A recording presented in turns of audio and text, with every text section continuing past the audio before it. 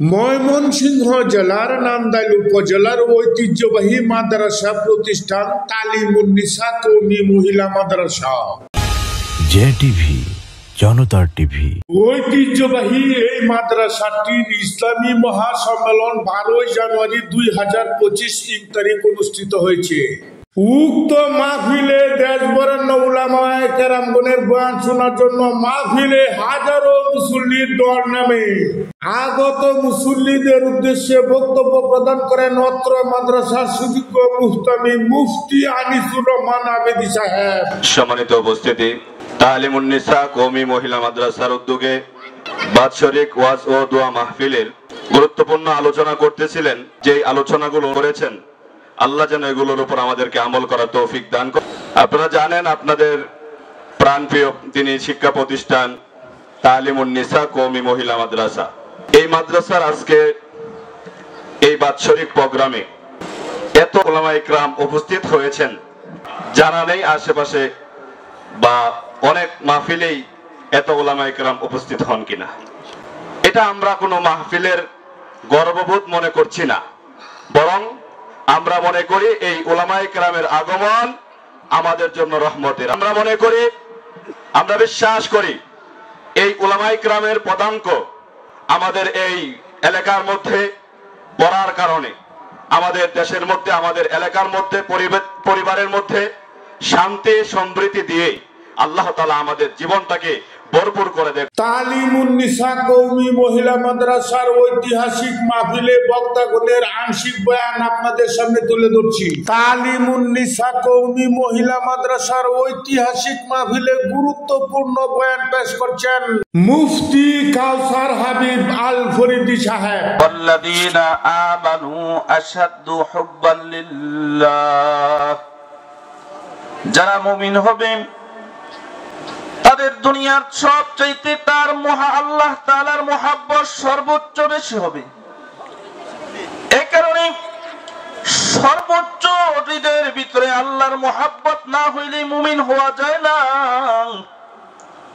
মুমিন হইতে হলে তার হৃদয়ে আল্লাহর মুহাব্বত সর্বোচ্চ হতে হয়। কেউ যদি মুমিন হইতে চায় তাহলে মুহাম্মাদুর রাসূলুল্লাহ সাল্লাল্লাহু আলাইহি ওয়াসাল্লামের মুহাব্বত সর্বোচ্চ হতে হয়। কেউ যদি মুসলমান হয় তাহলে ইসলামের মুহাব্বত তার দিলের ভিতরে সর্বোচ্চ হতে হয়। এই কারণে মান রাজিয়া বিল্লাহি রাব্বা ওয়া বিল ইসলামি দীনা ওয়া বি মুহাম্মাদিন নাবিয়্যা ওয়া রাসূলা। কেউ তো এমন বলে যে আমরা আল্লাহ পেয়ে তুষ্ট, এই কথাটা কাফের বলবে না মুমিন বলবে? জোরে বলেন, কাফের বলবে না মুমিন বলবে? কার অন্তরে মুহাব্বত আল্লাহর সর্বোচ্চ হবে? জোরে বলেন, আওয়াজ করি। মুমিনের অন্তরের ভিতরে সর্বোচ্চ মুহাব্বত মুমিনের অন্তরে হবে। এই কারণে এই যে আল্লাহর মুহাব্বত, আল্লাহর প্রেম সর্বোচ্চ, এটা আপনাদের মহল্লার মুফতি আনিসুর রহমান আদিবি সাহেব একটা মজলিস করেছেন। এখানে আল্লাহ বলার একটা মজলিস, কোরআন শোনার মজলিস, উলামায়ে কেরাম এখানে আলোচনা করবেন, আল্লাহর নাম স্মরণ করবে। মুমিন আল্লাহর নামে তারা ধনী হবে। আল্লাহর নামে ধন নিয়া, মালিকের মুহাব্বত নিয়ে বাড়িতে যাবে। ঠিক না বেঠিক? জোরে বলেন। এই কারণে মুমিনের হৃদয়ে সর্বোচ্চ মুহাব্বত হবে আল্লাহ। এই কারণে সাহাবায়ে কেরাম সরওয়ারে দো আলম নবীর সাহাবীদের ভিতরে আল্লাহর মুহাব্বত বেশি ছিল। এই কারণে আল্লাহ তাআলা তাদের ঈমানকে পছন্দ করেছেন। এই কারণে আল্লাহ তাআলা তাদের ঈমানকে এত বেশি পছন্দ করেছেন, কিয়ামত পর্যন্ত যত মানুষ আসবে তাদেরকে আল্লাহ তাআলা নির্দেশ করেছেন, ওয়া আমিনু কামা আমানান নাস, ঈমান আনবি তো আমার নবীর সাহাবীরা যেমন ঈমান এনেছে। আমার নবীর সাহাবীরা আমার নবীকে তাদের জীবনের চাইতো আমার নবীকে মুহাব্বত বেশি করেছে। আমার নবীর সাহাবীরা, আমার নবীর সাহাবীদের হৃদয়ের ভিতরে ইসলামের মুহাব্বত বিবির চাইতো সব চাইতে বেশি ভালোবাসা ছিল তাদের অন্তরের ভিতরে। এই কারণে আল্লাহর রাসূলের সাহাবীদের ঈমান কিয়ামত পর্যন্ত যত মুমিনের কাফেলা আসবে তারা সাহাবীদের অনুসরণ করবে। অর্থাৎ সাহাবীরা নবীর অনুসরণী আল্লাহর কাছে তারা তাদের ঈমান আল্লাহর কাছে গ্রহণযোগ্য হয়েছে। এই কারণে কিয়ামত পর্যন্ত যদি একটা মুসলমান আপনা থেকে আপনা একটা সাহাবীর জীবন অনুসরণ করে তার ঈমান কামেল হয়ে যাবে। এই কারণে সাহাবীরা নবীর কেমন ভালোবাসছে বাবা, যেমন যত উম্মত দুনিয়াতে আল্লাহ তাআলা পাঠিয়েছেন আদম থেকে ঈসা পর্যন্ত কিয়ামত পর্যন্ত যত উম্মত আসবে এই পৃথিবীর বুকে সবচেয়ে শ্রেষ্ঠ উম্মত হলো আবু বকর। ঠিক না বে ঠিক জোরে বলেন? সমস্ত উম্মতের শ্রেষ্ঠ আবু বকর।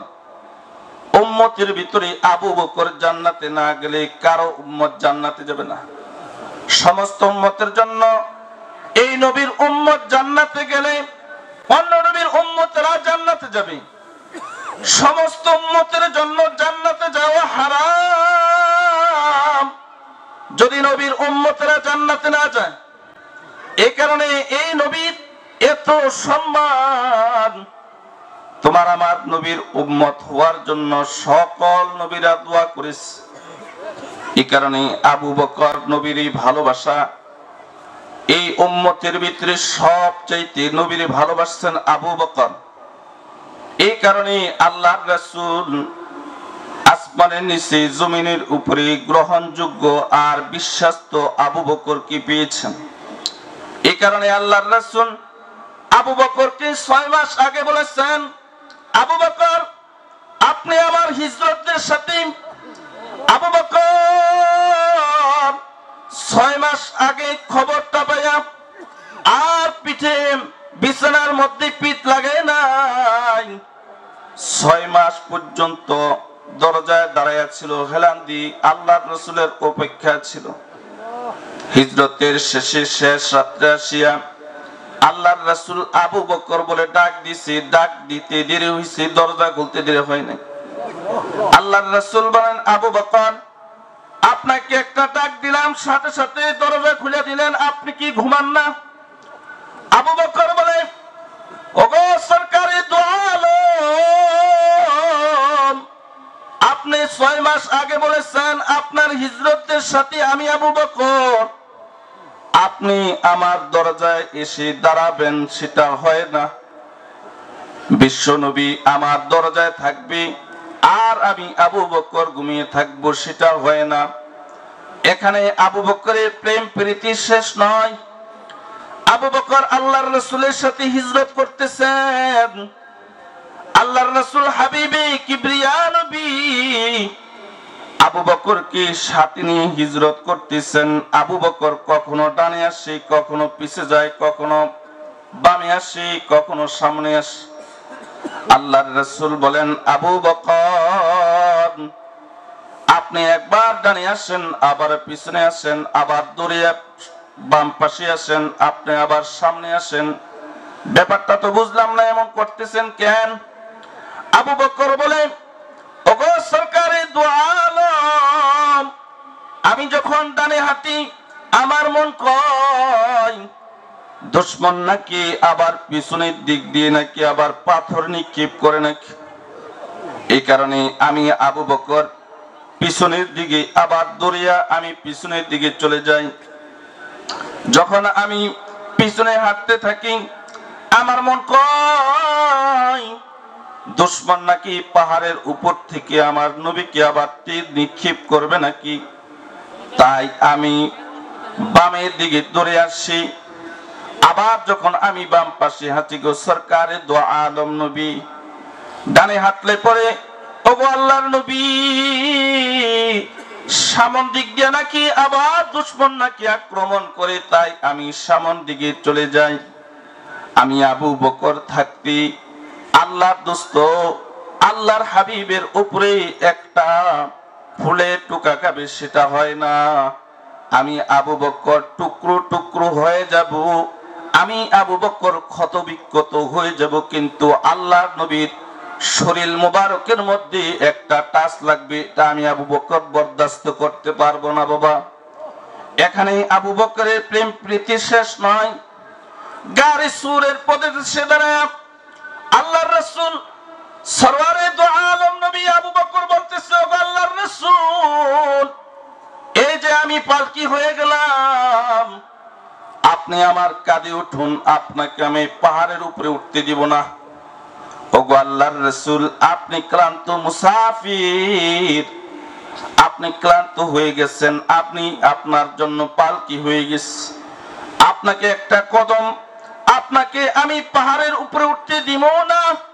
আবু বকর নিজে পালকি হয়ে সরকারে দু আলম মুহাম্মাদুর রাসূলুল্লাহ, সকলে বলেন সাল্লাল্লাহু আলাইহি ওয়াসাল্লাম, আবু বকরকে কাঁধে করে পাহাড়ের উপরে নিয়ে গেলেন আল্লাহর রাসূলকে।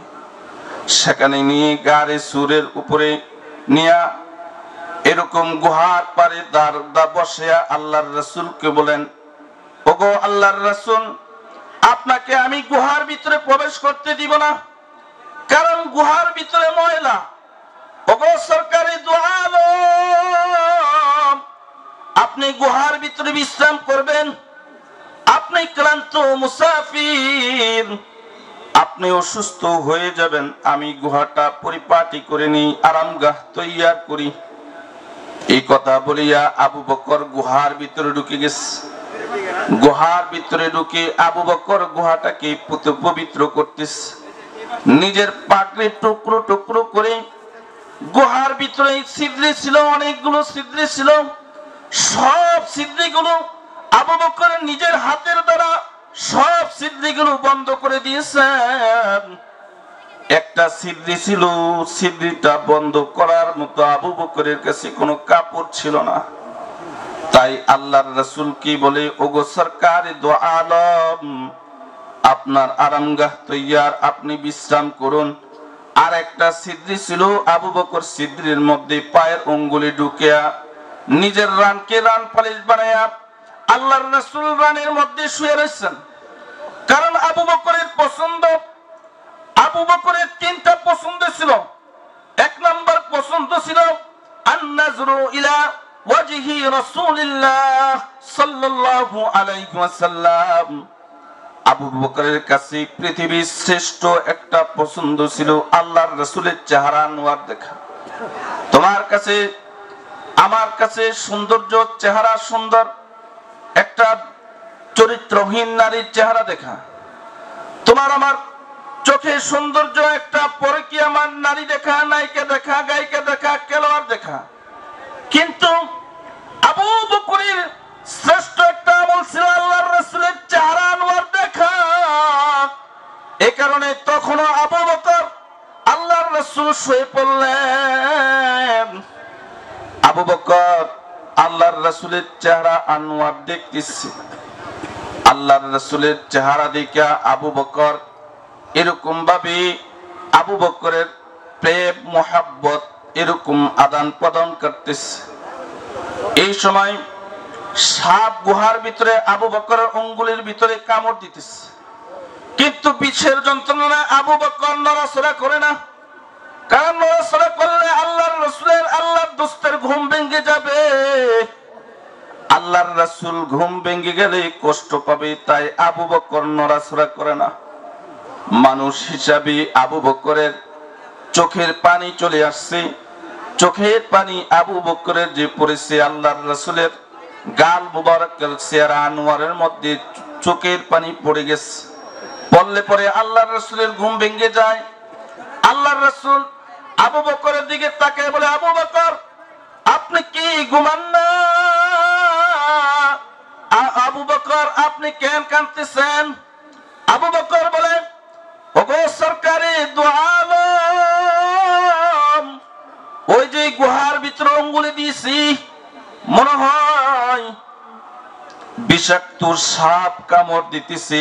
হানজালা এই কথা শুনিয়ে ফরজ গোসল বলে গেছে।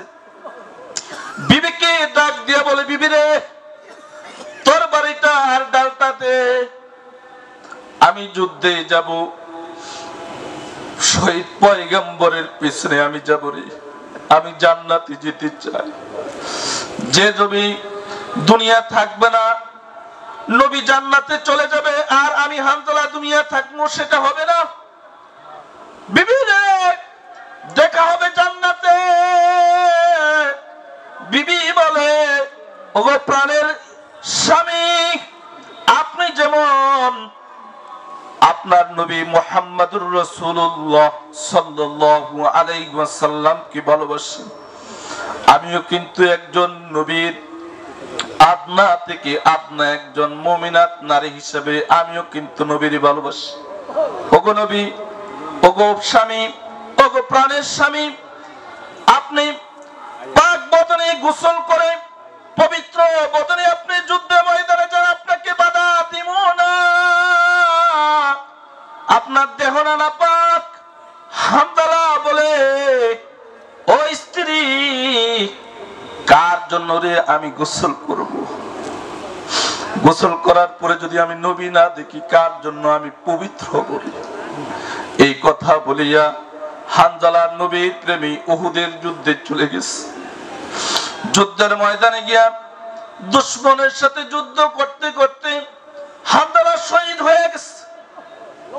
আল্লাহর রাসূল ক্লান্ত অসুস্থ বদনে সরকারে দু আলম যুদ্ধ শেষে সাহাবীদেরকে নির্দেশ করেছে, সাহাবীরা যারা আল্লাহর জন্য আমার মুহাব্বতে, আমি নবীর মুহাব্বতে, ইসলামের মুহাব্বতে যারা জীবন দিয়েছে, ওরা কিন্তু সাধারণ মাইয়ত না,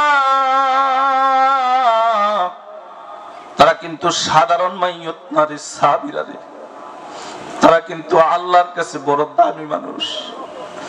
এদের সাথে কোনো বেয়াদবি করবি না, এদেরকে কাতার কি কাতার সুন্দর করে রাখ, এদের সাথে কোনো বেয়াদবি করবি না।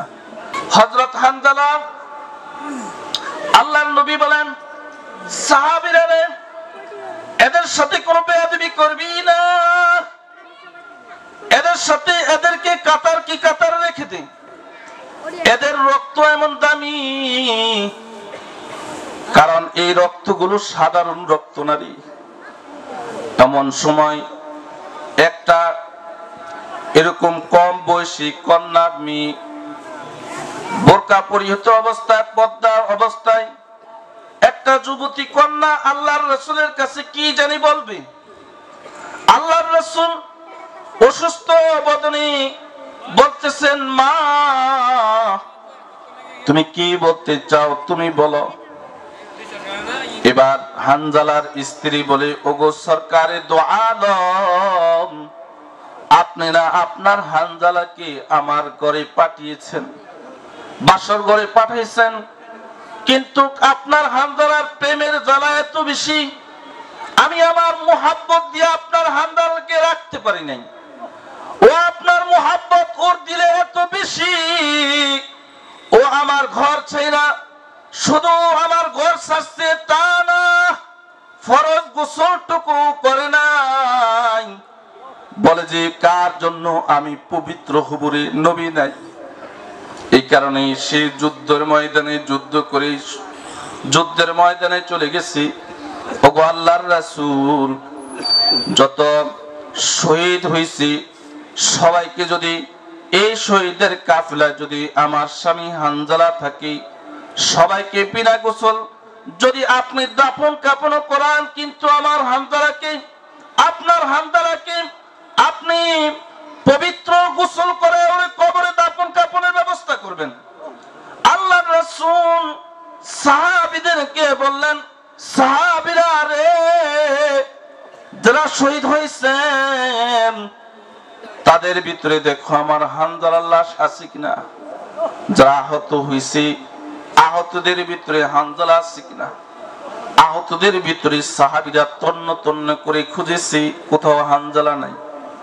শহীদদের ভিতরে হানজালাকে তন্ন তন্নে খোঁজা হয়েছে, হানজালা শহীদদের ভিতরে নাই। আল্লাহর রাসূল হাবিবে কিবরিয়া নবী হানজালার জন্য আল্লাহর রাসূল বলেন, আমার হানজালা কই? আল্লাহর রাসূল হানজালার এরকম ভাবে হানজালার লাশ না দেখতে পেয়ে আল্লাহর রাসূল হাত তুলে কান্না শুরু করেছে। জিবরিল আমিন আয়েশা বলতেছে, ওগো আল্লাহর নবী হাবিবে কিবরিয়া নবী, আপনার হানজালার লাশটা দুশমনের হাতে পড়ে নাই, আপনার হানজালার লাশ আল্লাহর ফেরেশতাদের হাতে পড়েছে। আপনার হানজালা সাধারণ শহীদ না, সাধারণ মাইয়ত না। দুনিয়ার পানি দ্বারা আপনার হানজালার গোসল হোক, আরশের মালিক আল্লাহ এটা পছন্দ করে না।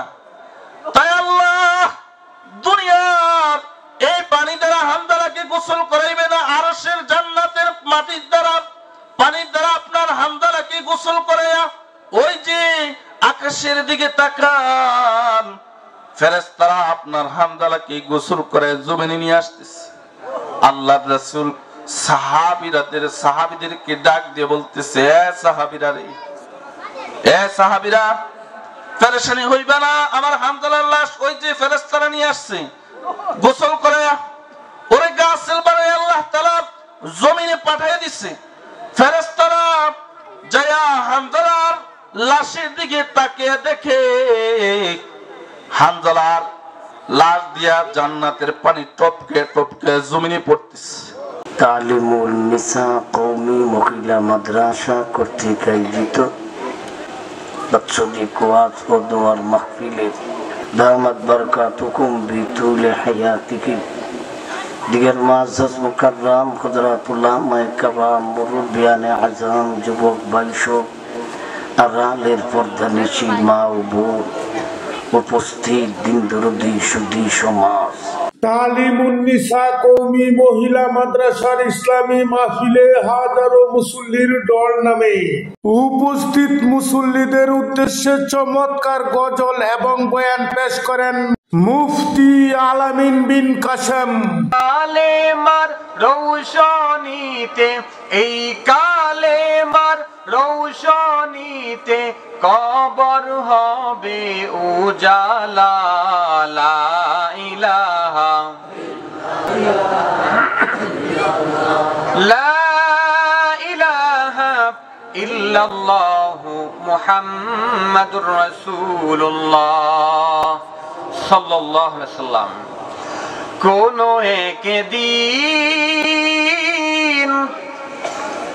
এদেশের আকাশে কালেমার পতাকা দুলবে, সেদিন সবাই খোদাই বিধান পেয়ে দুঃখ বেদনা ভুলবে, ঠিক না? কোন একদিন এদেশের আকাশে কালেমার পতাকা দুলবে, সেদিন সবাই খোদাই বিধান পেয়ে দুঃখ বেদনা ভুলবে। সেদিন আর রবে না হাহাকার, অন্যায় জুলুম অবিচার, সেদিন আর রবে না হাহাকার, অন্যায় জুলুম অবিচার,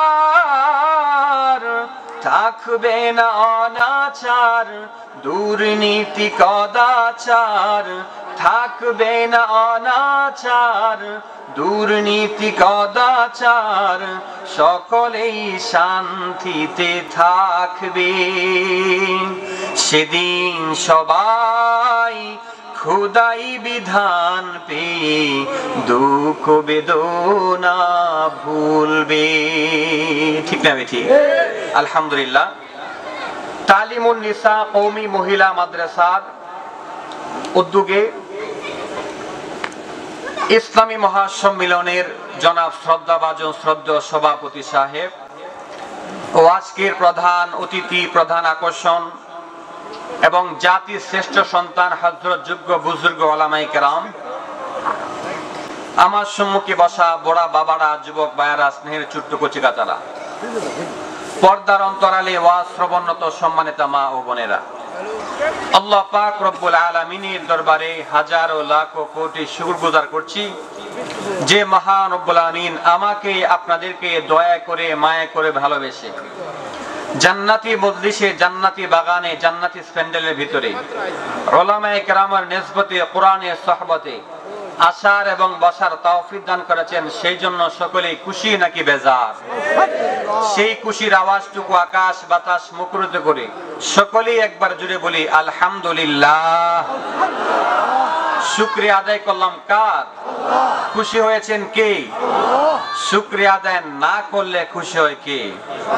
এই জন্য কবি বলেন শুকরে নিয়ামত নিয়ামত আযউফুযু কুনাদ কুফরে নিয়ামত নিয়ামত আযবিরু কুনাদ। যেই বান্দা, যেই বান্দি নিয়ামত পাওয়ার পরে আল্লাহ পাকের শুকরিয়া আদায় করবে, কৃতজ্ঞতা জ্ঞাপন করবে, আল্লাহ পাক ওই বান্দা বান্দিদের নিয়ামতটাকে বহু গুণে বাড়ায় দিবেন। সুবহানাল্লাহ।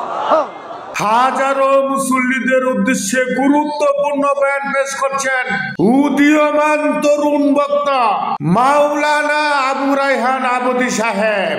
মুহতারাম উপস্থিতি, যত ইবাদত আমরা করি প্রত্যেকটা ইবাদতের বেলায় সেই ইবাদত কবুল হওয়ার জন্য তিনটা শর্ত আছে। কয়টা শর্ত? তিন শর্ত। এই তিন জিনিস যদি পাওয়া না যায় সেই ইবাদত আল্লাহর কাছে কবুল হবে না। এই তিন জিনিস ইবাদতে না পাইলে সেই ইবাদত আল্লাহ পর্যন্ত পৌঁছবে না। সেটা নামাজ হোক, রোজা হোক, হজ হোক, যাকাত হোক, কোরআন তেলাওয়াত হোক, দান খায়রাত হোক, মা বাবার খেদমত হোক, যাই হোক, একমাত্র এই তিন শর্ত যতক্ষণ পাওয়া না যাবে আল্লাহর দরবার পর্যন্ত সেটা পৌঁছবে না।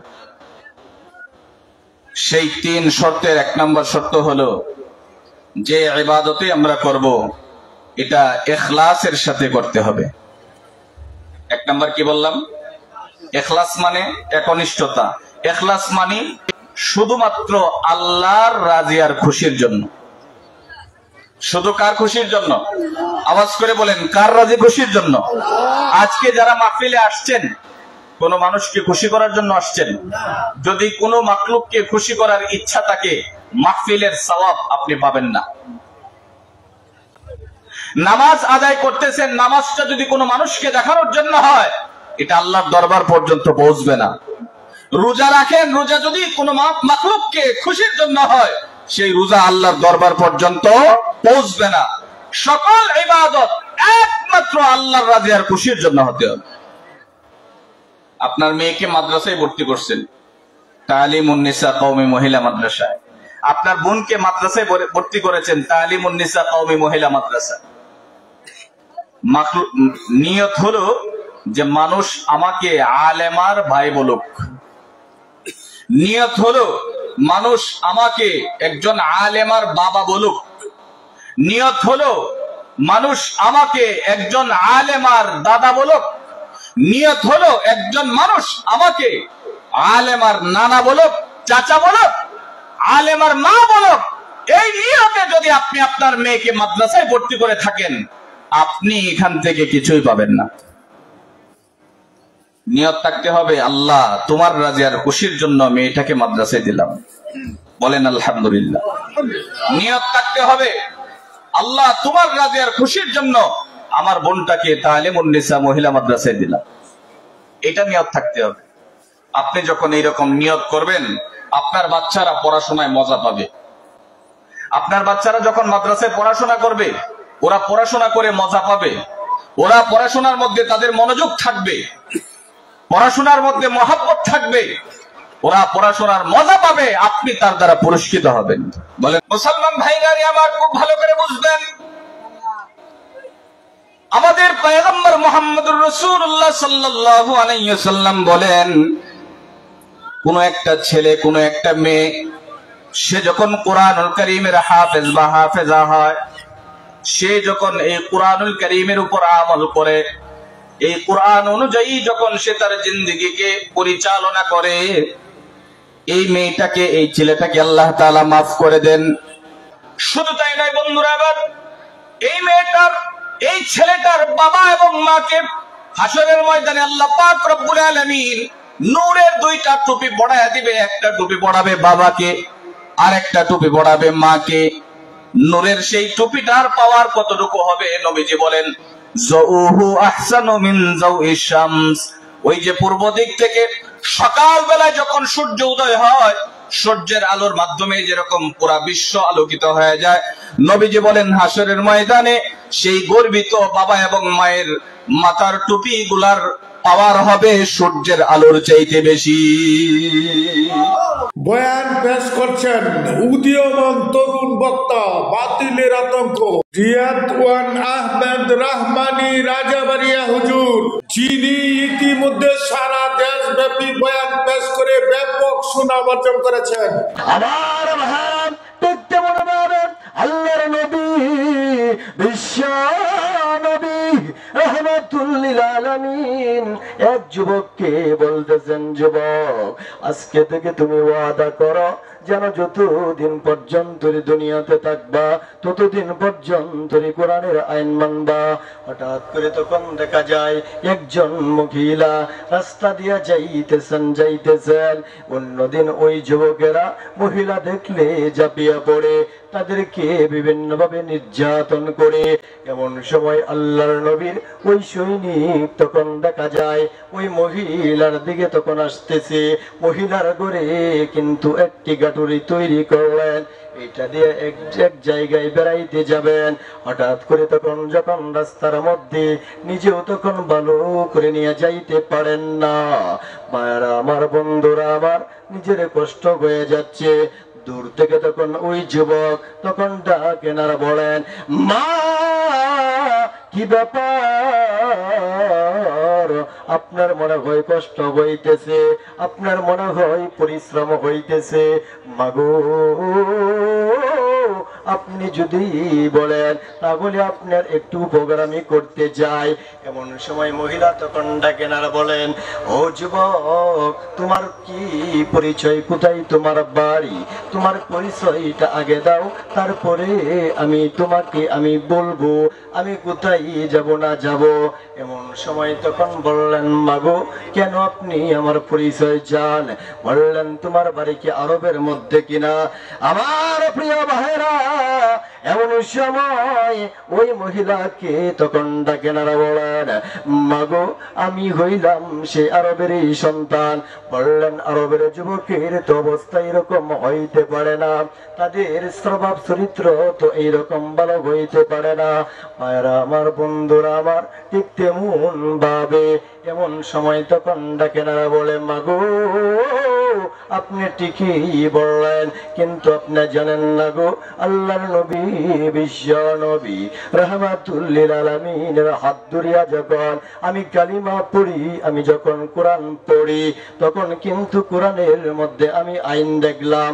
কোরআনের আইন এমন সহজ যে কোরআনুল কারীমের আইন যদি আমি দুনিয়াতে না মানি, কোরআনের বিরোধিতা যদি আমি করি, তাহলে কিন্তু দুনিয়ার মধ্যে আমি ঠিক থাকতে পারবো না। কিয়ামতের কঠিন ময়দান যখন শুরু হবে, ওই কঠিন ময়দানের মধ্যে আমি এমন ভাবে আযাবের হাতে আমি তখন গ্রেফতার হয়ে যাব। ওই জন্য আজকে আমি এমন ভাবে আমি কোরআনুল কারীমের বন্ধু হইতে চাই। জোরে বলেন না সুবহানাল্লাহ। আমার বন্ধুরা আমার, এজন্য শুন, ওই কোরআনের খাতিরে ওই যুবকরা জীবন পরিবর্তন করেছে, কথা ঠিক না ভাইরা আমার, বন্ধুরা আমার। শুধু তাই নয়, আল্লাহর নবী বিশ্ব নবী রাহমাতুল লিল আলামিনের একজন সাহাবী, যার নাম হলো ওমর রাদিয়াল্লাহু তাআলা আনহু। আমার আপনার নবী বিশ্ব নবী রাহমাতুল লিল আলামিনের ওই সাহাবী তখন একদিন এমন ভাবে কোরআন পড়তেছেন, তারপরে দেখা যায় কোরআনের আইন বাস্তবায়ন করার জন্য তিনি তখন চতুর্দিক দিয়ে তিনি এমন ভাবে চলতে আরম্ভ করলেন।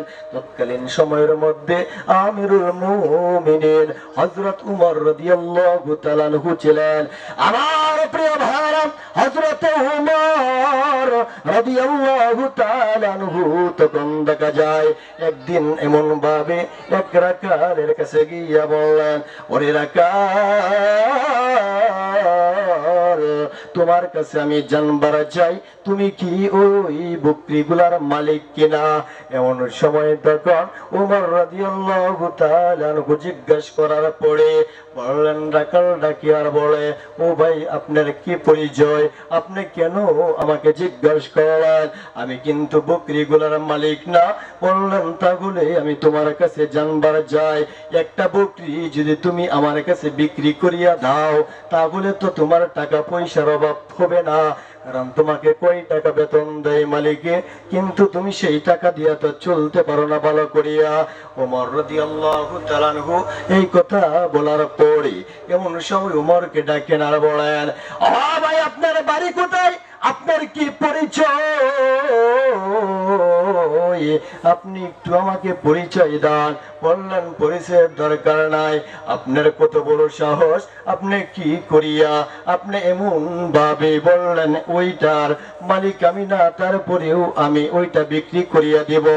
আপনি কি জানেন না এইভাবে আল্লাহ রাব্বুল আলামিন ওই পৃথিবীর জমিনের মধ্যে যদিও মালিক বানাইছেন ওই বকরির দুনিয়াতে অনেক মানুষ, কিন্তু মনে রাখবেন আল্লাহ রাব্বুল আলামিন ওই মালিক যদি আমাকে মালিকের দায়িত্ব দিয়ে থাকে, যদি ওই মালিকে না দেখে তাহলে কিন্তু কোনো সমস্যা হবে না। কিন্তু আপনি জানেন না আল্লাহ রাব্বুল আলামিন পৃথিবীর জমিনে মালিক বানাইছেন, ওই মালিকের মালিক হইলেন মহান আল্লাহ তাআলা। কিয়ামতের কঠিন ময়দান যেদিন কায়েম হয়ে যাবে, ওই দিন কি মালিকের কাছে আমি কি জবাব দেব? কোরআনুল কারীমের আইন কি আপনি জানেন না? উমর যে কোরআনের আইন অনুযায়ী বিচার করতেছেন, এটা কি আপনি জানেন না? এমন সময় উমর রাদিয়াল্লাহু তাআলা আনহু তখন ডাকেন আর বলেন, তাই নাকি? বললেন হ্যাঁ। এবার উমরকে ডাকেন আর বলেন, ও ভাই আপনার পরিচয় কি, এবার আপনার পরিচয় দেন। উমর রাদিয়াল্লাহু তাআলা আনহু চোখের পানি তখন ঝর্ণার মতো তখন ফেলতেছেন আর বললেন, ভাই গো আপনি আমার পরিচয় এখন চাইতেছেন, আমি কিন্তু পরিচয় দিতাম না, আমি হইলাম যেই কোরআনের আইন নিয়া বিচার করি, আমি হইলাম সেই উমর রাদিয়াল্লাহু তাআলা আনহু।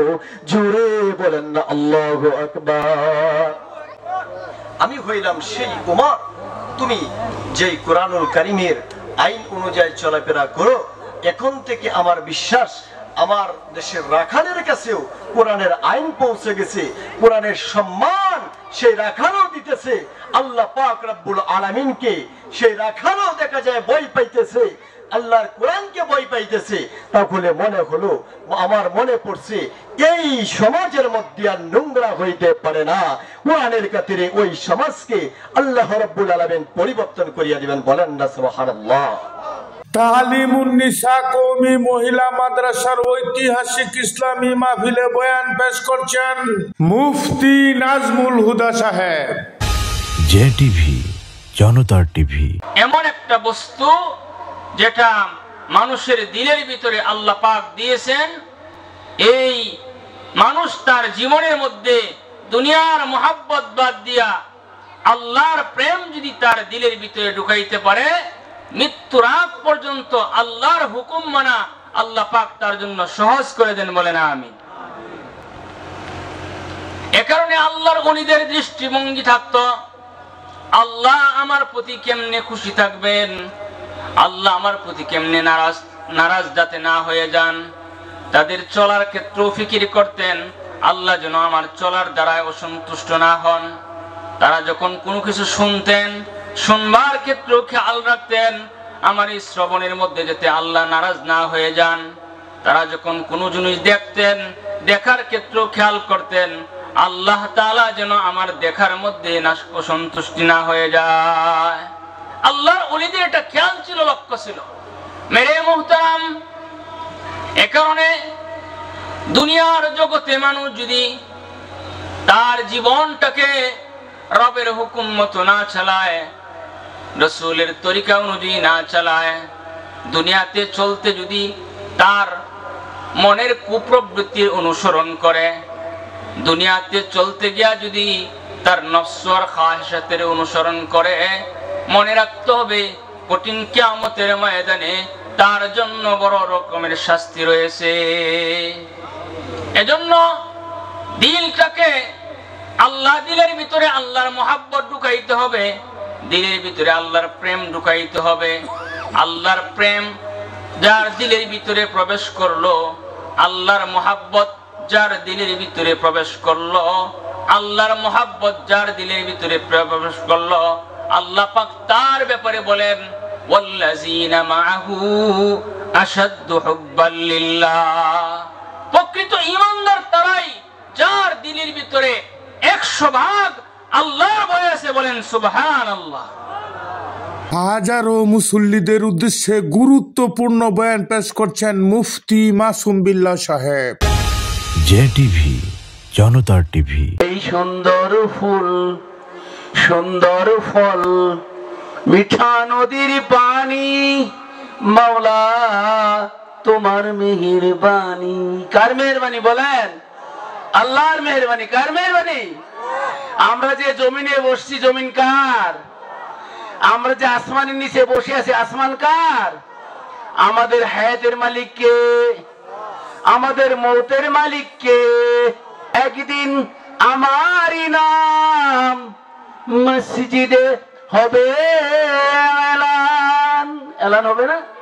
কথা বলেন, এলান হবে না? আমাদের নাম কি মসজিদের মাইকে উঠবে না?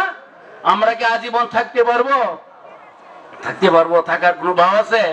এজন্য কবি বলেন, এই গোনা দিন ফুরাইয়া গেলে, তোমার গোনা দিন ফুরাইয়া গেলে, যৌবনে লাগিবে ভাটি, ওই শোনা যায় ডাকিতেছে তোমায় কবরের মাটি। ডাকতেছে না কবরের মাটি? কথা বলেন।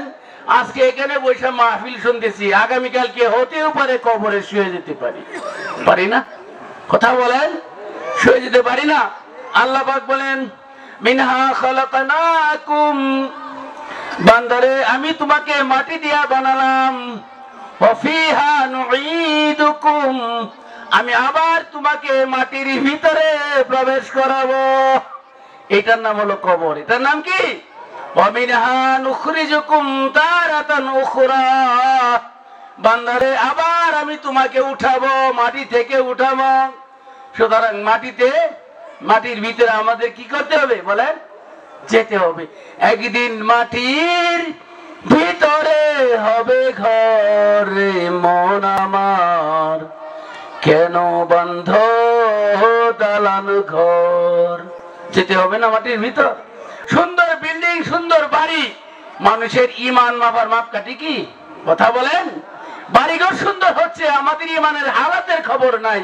আমার ইমানের অবস্থা কি? আমার কবরের বাড়িটা কেমন হবে? এই দিকে আমরা ভ্রুক্ষেপ করতেছি না, করতেছি? কথা বলেন। এই চিন্তা আমাদের মধ্যে আছে, অথচ কবি বলেন আলা ইয়া সাকিনা কাসরুল মুআল্লা, আলা ইয়া সাকিনা কাসরুল মুআল্লা, সাদুদফান আন করিবিন ফিত তুরাবি, সাদুদফান আন করিবিন ফিত তুরাবি। কি তোমার কি হয়েছে? তোমাদেরকে সাবধান।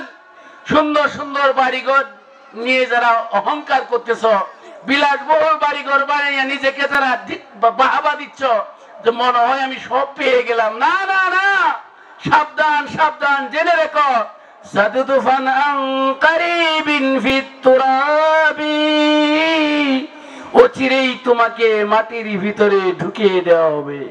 তালিমুন্নিসা কওমি মহিলা মাদ্রাসার ঐতিহাসিক ইসলামী মাহফিল 2025 ঐতিহাসিক মাহফিলে বয়ান পেশ করছেন। তাহলে আগে সর্বপ্রথম আল্লাহ রাব্বুল আলামিনকে আপনি আমার অন্তরটাকে সুপে দিতে হবে।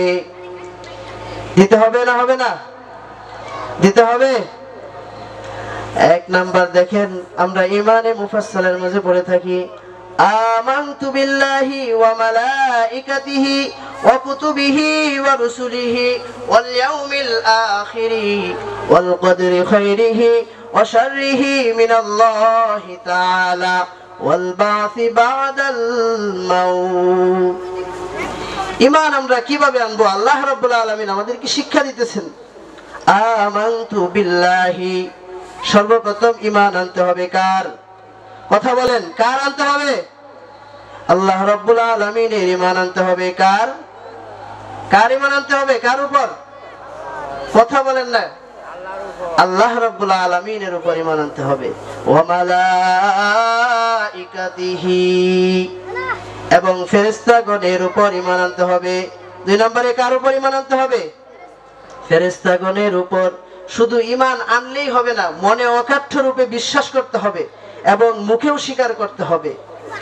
এই জন্য বললাম যে আল্লাহ রাব্বুল আলামিনকে আমার সবকিছু সুপে দিতে হবে। ওয়া মালাইকাতিহি ওয়া কুতুবিহি, কিতাব সমূহের উপর ঈমান আনতে হইবে। আসমানি কিতাব কয়খানা? 104 খানা। কয়খানা ভাই? 104 খানা কিতাব। প্রসিদ্ধ কিতাব কয়খানা? 4 খানা। তাওরাত, জবুর, ইনজিল, কুরআন। ইহা ব্যতীত আরো 100 কিতাব রয়েছে, সেটিকে সহিফা কিতাব বলা হয়, অর্থাৎ ছোট কিতাব। আদম আলাইহিস সালামকেও দেওয়া হয়েছিল 10টি কিতাব। ইব্রাহিম আলাইহিস সালামকেও দেওয়া হয়েছিল 10টি কিতাব। হযরত শীশ আলাইহিস সালামকেও দেওয়া হয়েছিল 50টি কিতাব। এরকম ভাবে কিতাবগুলা দেওয়া হয়েছিল। মোট 104 খানা কিতাব দেওয়া হয়েছিল। সফলভাবে সম্পন্ন হয়েছে ইসলামী মহাসম্মেলন 2025।